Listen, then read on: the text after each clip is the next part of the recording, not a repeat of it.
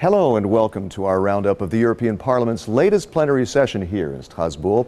The week saw intense debate on the EU budget, as well as action to reduce vehicle noise and boost corporate social responsibility. But first, an emotional moment when the Tunisian president told the parliament the assassins of an opposition leader will fail to derail the Arab Spring revolution in his country. President Monsef Marzouki spoke before a deeply moved European Parliament shortly after the assassination of an opposition leader critical of Islamic hardliners. Mr. Marzouki said his government will not let an extremist element hijack democracy. Nous ne le laisserons pas mettre en danger les acquis de la femme, les droits de l'homme ou la relation à l'Occident que nous voulons pacifier, amicale et basée sur le respect mutuel et le partenariat profitable à nos deux communautés.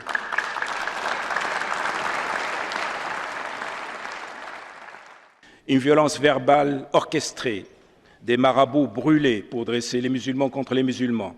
Et aujourd'hui, cet odieux assassinat d'un leader politique que je connais bien, qui a été pour moi un ami de longue date, Chokri Belhaïd, cet assassinat politique aujourd'hui même, sachant qu'aujourd'hui j'allais m'adresser à vous, c'est une menace, c'est une lettre envoyée mais qui ne sera pas reçue. Nous refusons cette lettre, nous refusons ce message et nous continuerons d'abord à démasquer les ennemis de la révolution.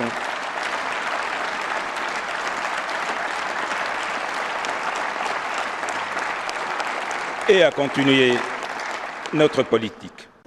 Perhaps not as emotional but passionately argued is the EU budget plan. The debate and the negotiations intensified this week. It's called the Multi-Annual Financial Framework, or MFF.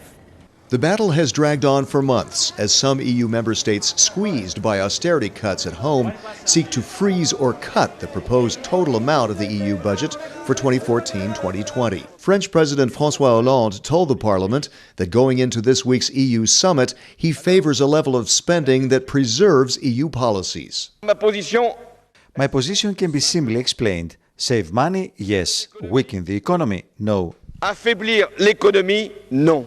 The EPP Group's chairman, Joseph Daul, responded that Europe's leaders will share collective responsibility for the outcome of the budget plan.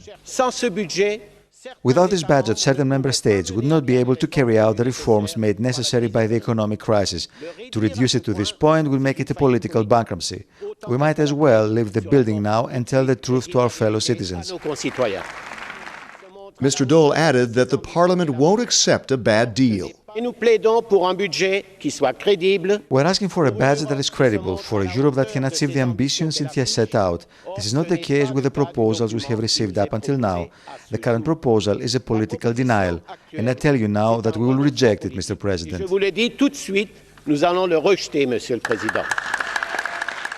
In that sense, no deal now may be better, says the Parliament's Budget Committee chairman and a member of the EPP Group. I'm afraid that they'll reach an agreement, and when I say I'm afraid, it is because I fear that it will be a bad deal. As this week's European summit approached, Mr. Daul said the heads of state need to realistically fund the EU's commitments, with the option of reviewing the budget plan as conditions change. What we want first is a realistic budget that continues to be a source of investment and growth that supports EU policy. We are in a realistic, constructive and responsible venue. We need flexibility over the years and between the budget lines.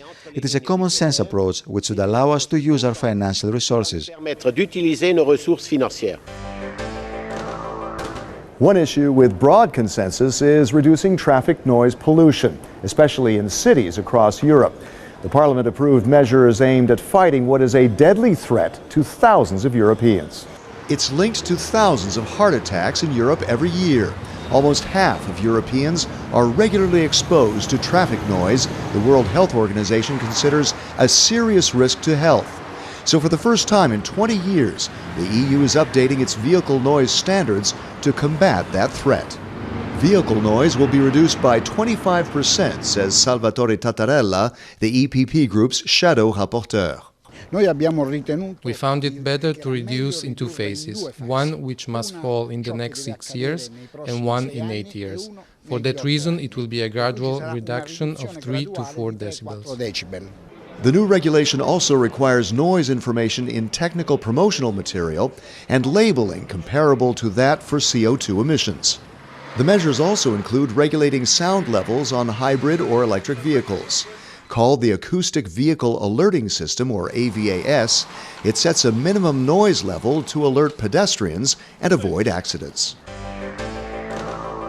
Businesses, of course, have to keep in mind the bottom line, but there are other concerns as well. Corporate social responsibility is an important part of modern business, and the EU has drawn up new guidelines for it. A report approved by the Parliament endorses the idea of a mainly voluntary CSR policy, but in dialogue with public authorities. It frees up businesses, especially the small and medium-sized firms, to address social and environmental challenges. Raffaele Baldassare of the EPP Group is the rapporteur.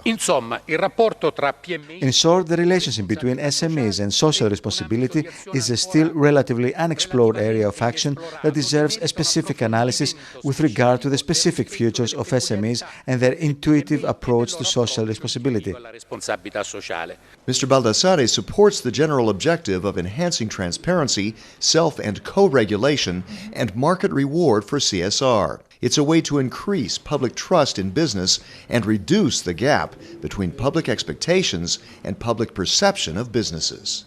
That's all for now from the Strasbourg session. See you next week in Brussels. And find out more about the activities of the largest political force in Parliament by checking eppgroup.eu.